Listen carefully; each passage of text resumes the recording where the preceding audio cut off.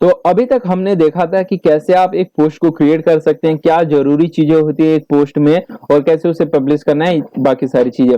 तो चलिए इस वीडियो में हम बात करेंगे कि कैसे पेजेस को क्रिएट करते हैं और कौन से वो जरूरी पेजेस होते हैं जो कि एक वेबसाइट के लिए कंपलसरी होते हैं, बहुत सारी चीजें उससे होती हैं। तो सिंपली हम पेजेस के ऑप्शन पे क्लिक करेंगे। पेजेस के ऑप्शन पे जैसे ही आप क्लिक करते हो तो यहाँ पे पूरा पेजेस का सेक्शन खाली मिलेगा क्योंकि हमने क्लीन कर लिया था। वंस अगेन बताना चाहूंगा मैं।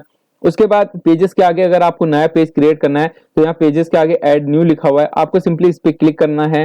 क्लिक करने के बाद आपका पेजेस का सेक्शन ओपन हो जाता है। अब देखिए यहाँ पे सेम आपको पोस्ट की तरह सारे ऑप्शन मिलते हैं, लेकिन यहाँ पे आपको परमालिंक एडिट करने का ऑप्शन नहीं मिलेगा, ना ही आपको टैक्स का मिलेगा। पेजेस आपको सिर्फ एक ही बार वेबसाइट क्रिएट करते हुए टाइम या बाद में आप कभी भी एक ही बार क्रिएट करते हैं। पोस्ट आप बार बार नई क्रिएट करते हैं, लेकिन पेजेस को आप एक ही बार क्रिएट करते हैं और उन्हें अपडेट करते हैं। 3-4 पेजेस की ही जरूरत होती है। पहली प्राइवेसी पॉलिसी, दूसरा आप डिस्क्लेमर या उसे टर्म ऑफ यूजेस भी कह सकते हैं, तीसरा अबाउट अस कर सकते हैं, और चौथा एक और पेजेस होता है, मुझे अभी याद नहीं आ रहा, मैं उसे आपको दे दूंगा डिस्क्रिप्शन में। बेसिकली 3-4 पेजेस ही बहुत ज्यादा इंपॉर्टेंट होते हैं, तो आपको उन्हीं को ही रखना है यहाँ पे। तो मैं उसे डिस्क्रिप्शन में बता दूंगा कौन कौन से वो पेजेस हैं, वो आपको दिख जाएंगे। प्लस अब बात कर लेते हैं कैसे आपको पेजेस को उन्हें जनरेट करना है।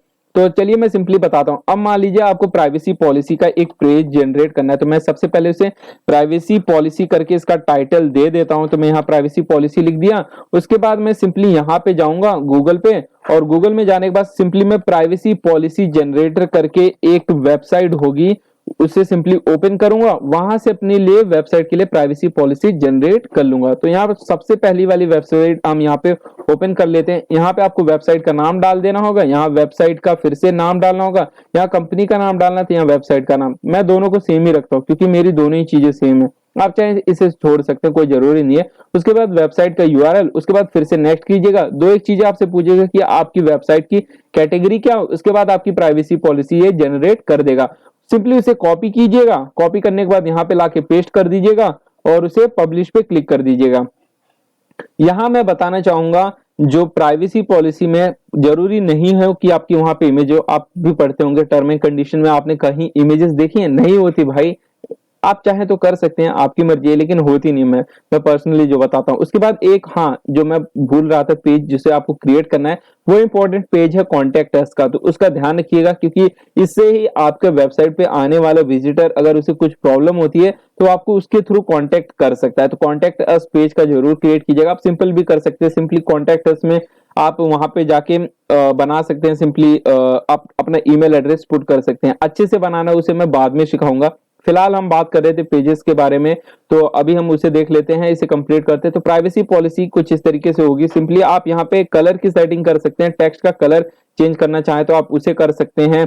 उसके बाद ब्लैक ब्लू करना चाहें आप, जैसे मान लीजिए ये वाली हेडिंग है तो मैं इसका कलर चेंज कर लेता हूँ और देखते हैं क्या कलर। अब रेड हो चुका है, मैं यहाँ पे फिर से इसे सेलेक्ट करता हूँ। कलर हम यहाँ कस्टम कलर पे क्लिक कर सकते हैं और कलर को हम कुछ भी सिलेक्ट कर सकते हैं, ग्रीन ब्लू आपको जैसा भी लगे। आप यहाँ से बैकग्राउंड भी सिलेक्ट कर सकते हैं, ब्लैक रखना है बैकग्राउंड तो ब्लैक रख सकते हैं। मैं यहाँ पब्लिश पे क्लिक करूंगा, पब्लिश पे क्लिक करने के बाद फिर से पब्लिश पे क्लिक कर दूंगा। जैसे मैं ये करूंगा तो यहाँ देख सकते हैं जो पोस्ट है वो, जो पेज है वो पब्लिश हो चुकी है। मैं व्यू पेज पे क्लिक करूंगा तो मुझे मेरी प्राइवेसी पॉलिसी का पेज दिखेगा। तो देखिए जो भी आप पेजेस का नाम रखेंगे बहुत सिंपल और शॉर्ट में रखिएगा, ताकि क्योंकि उसी को उठा के वो परमालिंक बना देता है। परमालिंक सेपरेट एडिट करने का ऑप्शन नहीं आता प्राइवेसी पॉलिसी के अंदर, तो मत माफ कीजिए पेजेस के अंदर। तो इस तरीके से आपको पूरा दिखेगा। हमने यहाँ पे बैकग्राउंड वो लगा दिया, लेकिन आपको करने की जरूरत नहीं, अच्छा नहीं लगेगा ये। तो सिंपली मैं यहाँ एक बार कट करके इसे वापस से सब कुछ क्लियर कर देता हूँ ताकि ये सब कुछ डिफॉल्ट पर है। मैं अपडेट कर देता हूँ और आपको ज्यादा चेंजेस यहाँ पे नहीं करनी। प्राइवेसी पॉलिसी को एज सिंपल एज रख दीजिएगा क्योंकि इसमें कुछ होता है नहीं, आपको इसे कुछ भी कूल दिखाने की जरूरत नहीं है इसे। तो हो गया हमारा पेज, पहला पेज क्रिएट हो गया। इसी तरीके से आप 3-4 पेजेस भी क्रिएट कर लीजिएगा। प्राइवेसी पॉलिसी, डिस्क्लेमर, ये जिसे टर्म ऑफ यूजेस भी कह सकते हैं आप, और तीसरा यहाँ पे कॉन्टेक्ट अस का, चौथा अबाउट अस। आप वो कंपलसरी नहीं है, आप उसे कर सकते हैं। तो इस तरीके से आप पेज क्रिएट कर सकते थे। तो चलिए आगे हम और चीजों के बारे में बात करेंगे। फिलहाल के लिए इस वीडियो को मैं यहीं एंड करता हूं।